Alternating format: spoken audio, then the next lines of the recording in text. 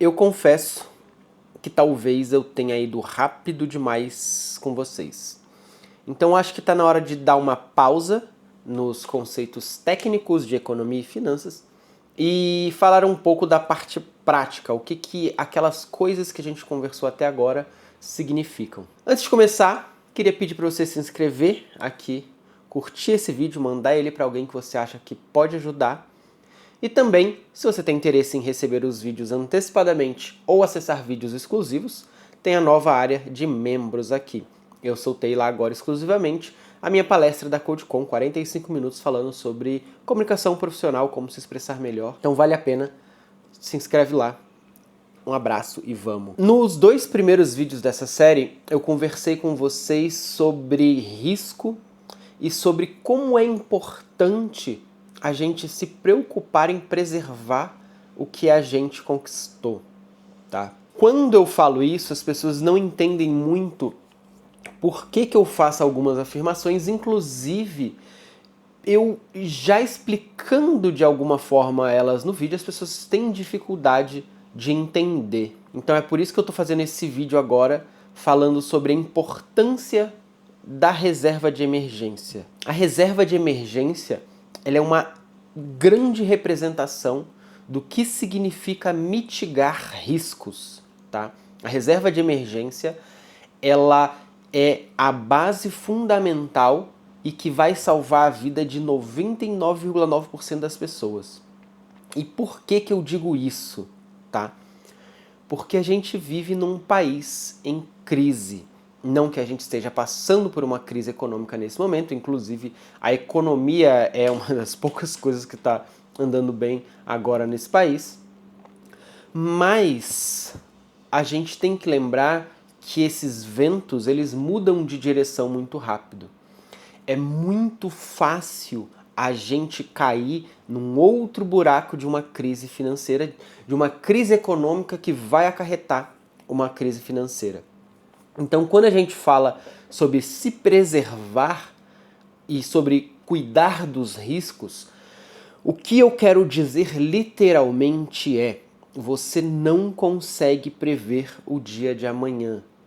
Mesmo que você seja um funcionário público, mesmo que você seja concursado, você não consegue prever o dia de amanhã. Dito isso, é importante que você saiba que as coisas elas são voláteis. Então, quando a gente vai conversar, ouvir a conversa da galera de esquerda, a gente vê com muita frequência, eles costumam dizer assim: você está mais próximo de ser um mendigo morador de rua do que você está de ser um milionário, um bilionário. E por que essa informação é importante? Porque a maioria das pessoas não conseguem entender que uma demissão, uma doença terminal, uma morte na família, ela pode causar um dano, às vezes, irreversível, tá? Quando a pandemia estourou, por exemplo, muita gente perdeu o emprego e ficou mais de um ano, né? Algumas pessoas não recuperaram seus empregos, né? Teve gente que ficou 2 anos, teve gente que não recuperou até hoje o emprego que tinha antes, uma profissão, um salário que tinha antes. E quando você olha para a pandemia, você pode até pensar assim: pô, mas é um caso extremo, quando é que vai ter outra pandemia de novo? E esse que é o problema quando a gente pensa em risco. A gente pensa em risco porque a gente não sabe quando vai acontecer. Porque pode ser hoje, amanhã, ou pode ser daqui a 10 anos, ou daqui a 1 ano, a gente simplesmente não sabe. E não tem como prever esse tipo de coisa. Porque são eventos completamente imprevisíveis. Mas eles acontecem e acontecem o tempo inteiro. Então, um exemplo muito comum nas famílias é um pai ou uma mãe, que são as pessoas que trazem renda para dentro de casa, acabarem falecendo, e os filhos que não são crianças, adolescentes, têm 25, 30 anos ali, eles acabam ficando completamente sem direção. Às vezes moram de aluguel, ou às vezes tem uma casinha, mas acabam pegando esse dinheiro da casa evapora. Essas pessoas vão ficar aí anos até conseguir um emprego, estabelecer uma rotina, uma vida, e às vezes num patamar financeiro muito mais baixo do que tinham antes. Às vezes vai ter uma doença que é caríssimo o tratamento e vai esgotar boa parte do que tinha, né? Vai precisar vender carro, vai precisar vender apartamento para conseguir sustentar isso. E aí, quando vê, não tem mais de onde vir. A idade chega, o salário começa a cair, a renda começa a ser menor, é mais difícil você achar uma oportunidade nova porque os empregos param de contratar pessoas a partir de determinada idade, vai ficando difícil com a idade. Então tudo que eu quero dizer com isso é assim, existem eventos e fenômenos imprevisíveis que a gente precisa ter consciência de que a gente não sabe quando eles vão acontecer, mas eles vão acontecer. Eles vão acontecer. E a reserva de emergência, ela é exatamente o preparo para esse tipo de coisa. Para, se uma doença muito grave surgir, você não ir à falência por causa disso. Você não perder seu carro, perder um monte de coisa que construiu a vida inteira e que talvez não dê para construir de novo, que você não tem mais tempo de juntar esse dinheiro, você tem outros gastos, você tem outras coisas. Talvez não dê mais para juntar esse dinheiro e você não se ferrar com isso. Às vezes uma demissão, às vezes um layoff. Quantas pessoas não perderam emprego em demissões em massa nos últimos 2, 3 anos? E muitas delas não conseguiram voltar para o mercado, sabe? Então a gente tem que pensar que é muito mais comum do que parece esses acidentes, esses incidentes acontecerem na nossa vida e a gente simplesmente não faz a menor ideia de como vai lidar com eles. E a reserva de emergência ela serve para isso. Então, e às vezes eu tô falando aqui casos extremos, né, de falência, mas às vezes não é isso, às vezes é de passar anos apertado aí. Você trabalha, depende do seu computador, e aí seu computador estraga. Um dia você acorda e ele queimou. Você depende do seu carro para trabalhar. Um dia você acorda e uma peça deu problema, um eixo, alguma coisa cara que você precisa desembolsar 4, 5, 6, 10 mil reais às vezes para arrumar o seu carro. Alguém bate no seu carro, você tem sua motinho para trabalhar, alguém bate na sua moto e você não vai conseguir trabalhar. Calma, você depende daquilo. Então essas coisas acontecem todo dia, sabe? E a gente não sabe. E se você não tem um preparo para quando isso acontecer, você vai ficar vendido. E é por isso que eu insisto tanto que quando a gente é trabalhador, a gente depende da nossa renda para sobreviver, a gente não deve, em hipótese alguma, se aventurar em aposta, e aí eu vou colocar tudo no mesmo balaio, tá? Em bolsa de ações, em day trade, em aposta, em investimento de risco, de nenhuma hipótese. Sabe por quê? Porque é um dinheiro que você não pode perder. É um dinheiro que ele não existe para você perder. E quando eu falo isso é porque a gente vai levar, a maioria das pessoas, a não sei que você já tem um salário muito bom, mas a maioria das pessoas vai levar 5 anos para montar uma reserva de emergência de verdade. Que é o quê? 1 ano inteiro coberto, sem perda da sua qualidade de vida. Essa é a ideia de uma boa reserva de emergência. 1 ano inteiro. Você foi demitido hoje, você não precisa mudar absolutamente nada na sua vida até ano que vem, até setembro do ano que vem. E aí você foi demitido? Respirou fundo, acordou. Amanhã você pode procurar um novo trabalho com toda a tranquilidade do mundo, sem estar com a corda no pescoço. E aí, às vezes me perguntam, putz, eu tô num emprego que tá sugando minha saúde mental, eu tô num emprego que tá acabando comigo, que é abusivo e tudo. E eu normalmente não aconselho que as pessoas peçam demissão desses empregos, porque tudo fica muito pior quando você não sabe como você vai pagar a conta amanhã. Então, se você está com depressão, é muito pior você estar com depressão sem saber como você vai pagar todas as suas contas, como você vai comer no mês que vem. Só que se você tem uma reserva de emergência, isso já não é mais verdade.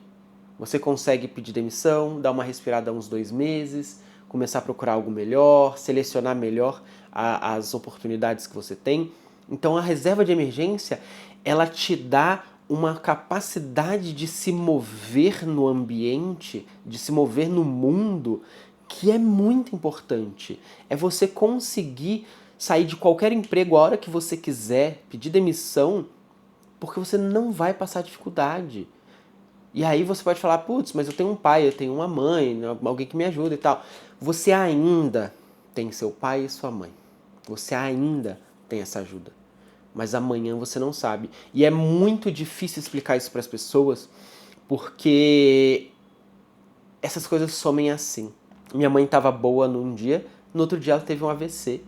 E eu morava com ela.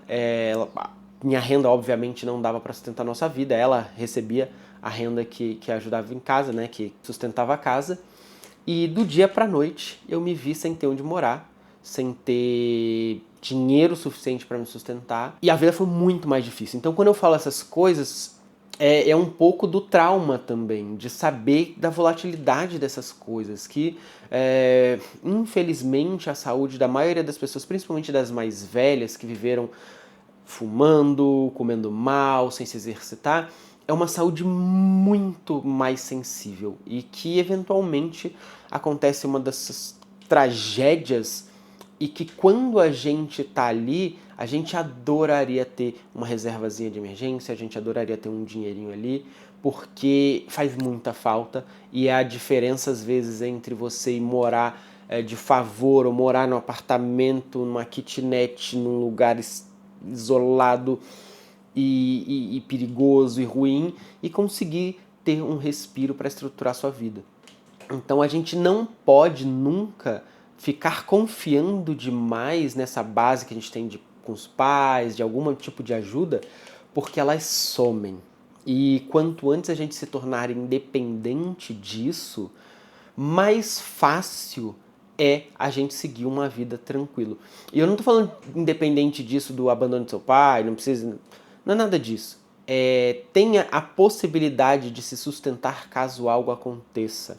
Tá? Então a importância da reserva de emergência, ela serve para tudo, assim, ela serve até, sei lá, você precisa de um equipamento novo para trabalhar, apareceu uma promoção gigante, você não tem dinheiro ali para pagar, né? Você tira da reserva de emergência porque ela também te ajuda a aproveitar oportunidades. Óbvio que você não vai queimar a reserva de emergência inteira, mas te dá uma flexibilidade ali para você conseguir aproveitar algumas oportunidades que às vezes você não poderia, né? E que vai te dar ali um alívio. Então, você pode vender seu equipamento usado depois e começar a completar de volta sua reserva de emergência e aí você vai recompondo aquilo que você tinha construído. Mas pense sempre nisso, que a reserva de emergência ela é fundamentalmente importante para qualquer coisa. E eu bato tanto nessa tecla porque quando você vai ver todo esse conteúdo de finança feito por influenciadores, feito por gente que está vendendo curso de finança, curso de investimento e tal, eles sempre falam da reserva de emergência como se ela fosse um respiro. Ah não, primeiro você cria a reserva de emergência, depois você vai e aí você começa a investir. Muitas vezes você vê eles falando para você começar a fazer reserva de emergência e investir ao mesmo tempo. O que para mim não faz o menor sentido. Não faz o menor sentido você se enfiar em risco sem antes ter 6 meses que seja coberto. E aí é óbvio que vai depender da necessidade de cada um. Se a pessoa é concursada, tem um emprego muito estável, é um profissional muito requisitado de mercado, tudo. 6 meses, 8 meses vão ser suficientes. Se você é só uma pessoa comum que tem o risco ali de perder o emprego, de ter alguma coisa, de algum incidente causar um dano, você tem que focar em juntar um ano ali, pelo menos, para você conseguir ter essa segurança, essa tranquilidade de que se alguma coisa acontecer, você tem um ano para você se virar. E não é um dinheiro para, se você for demitido, você abrir uma pastelaria, você abrir um negócio. Não é para isso. Não é para isso esse dinheiro também. Ele não é um dinheiro de investimento em negócio. Porque existe também o engano disso, e aí você pega e torra sua reserva de emergência num negócio de risco. Porque abrir um negócio, um empreendedorismo, é um negócio de risco. É um negócio de risco. Então, a reserva de emergência, ela é para você se sustentar aproveitar pequenas oportunidades, que obviamente não vão esgotar essa reserva toda, e te dá o espaço para você ter uma vida com uma qualidade melhor, sem precisar tolerar desaforo no emprego, sem precisar ficar se humilhando para ter que pagar a conta no dia seguinte. Ela é o dinheiro que a gente vai ter para conseguir respirar, para ter saúde na nossa vida, sem que fique todo dia com medo de perder o emprego, de perder o trabalho e ter que tolerar qualquer coisa para que isso não aconteça. Então, antes de qualquer coisa, antes de tudo, pensem sempre no risco, e isso significa ter uma excelente reserva de emergência. E aí você vai me perguntar assim, onde é que eu guardo minha reserva de emergência? E aí, de novo, é o que eu falei antes. Na minha opinião, uma reserva de emergência você guarda no lugar com liquidez mais alta possível, com menor IOF e com menor imposto. Tá? E é por isso que normalmente eu não gosto dessas caixinhas do Nubank, eu não gosto desse CDB e tal, porque eles têm imposto. Se você tira o dinheiro de lá, dependendo do tempo e tudo, você tem que pagar imposto, você tem que pagar IOF, isso vai lá no imposto de renda com uma carga relativamente alta, tá?